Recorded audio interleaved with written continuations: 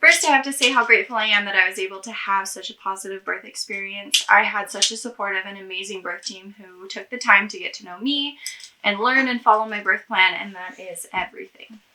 And a quick disclaimer before we get into the video, I am in no way saying that this is the only or the best way to give birth. I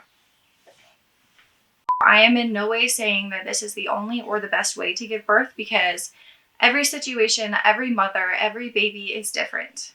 I did have a medicated induction with my first, and it brought me my oldest son. And at the time, it's what I thought of as a standard birth experience. With my second baby, I decided that I wanted something a little bit different. All birth is natural and beautiful. Unmedicated was just the best way for me to give birth in that moment to that baby. When I started sharing Oliver's birth story, I had a lot of people who were like, oh my goodness, why would you do that? Why would you not have an epidural? Didn't it hurt? And the short answer is, it was uncomfortable. Despite the discomfort, I would not have changed a thing about our experience, and here are 5 reasons that I chose to give birth the way that I did. Number 1, I did not want a catheter. Of all the reasons, I know that sounds a little bit ridiculous, but I remembered having a catheter for the delivery of my first son, and it was so uncomfortable, and it hurt for a while after the delivery too.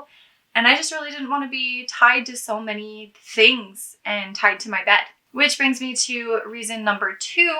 I didn't want to have to recover from all of the interventions on top of recovering from the birth itself. I had a great experience with the epidural that I had for my first son's delivery, and even still, I didn't feel fully healed at the epidural site for a good 2 years after I had him. And part of that could be that I have always been really active. I've always been really flexible. I've always tumbled, and so I noticed more when I couldn't use my body the way that I was used to for a while after I gave birth.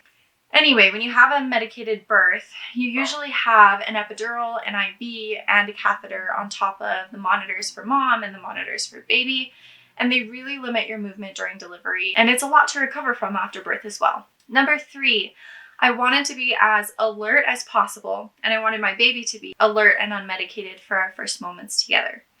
I know the effects of medications on baby during labor are controversial, but I believe a small amount of any pain medication a mother has during birth will reach the baby. I wanted my baby to be as awake and aware and comfortable as possible as he laid on my chest for the first time and experienced a totally new world, and I wanted to experience those moments too. After the birth of my first son, I was so exhausted and out of it because I hadn't eaten anything except Slurpees, but I'd thrown them up because the medication was making me feel sick. And by the time I had him in my arms, I was over the moon and totally in love, but I could hardly keep my eyes open. Granted, giving birth just makes you tired no matter what, but I really wanted to be myself enough to be present and really get to experience that golden hour with my baby. Number 4, I wanted to experience birth in its full capacity. I wanted to feel it. And I think that's kind of a hard concept to understand for some. And that's okay.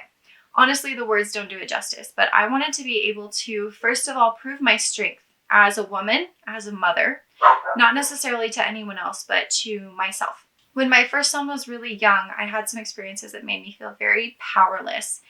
And it took a while for me to recognize my own strength again, but regaining that awareness at least, part of it was welcoming femininity and finding a balance within it in a very spiritual way. And I could talk about that a lot more, but the point is women are strong and powerful, and I wanted to embrace and experience what my body is capable of. Last but not least, I wanted to be able to work with my baby and with my body. I did not want my son's birth to be something that happened to me. I wanted to take an active part in it, and I wanted to experience it. And in my experience, when you have an epidural, you diminish the instincts you have while in labor to tell you, oh, I need to move into a different position, or, oh, the baby just dropped lower, we're getting close. And I wanted to be able to listen to my body's cues and know where my baby was and what he was doing so that we could work together to bring him earthside. Overall, I would say that unmedicated was a very special way to give birth, and it was exactly right for me and for my baby at that time, and it's something that I will definitely try to do again.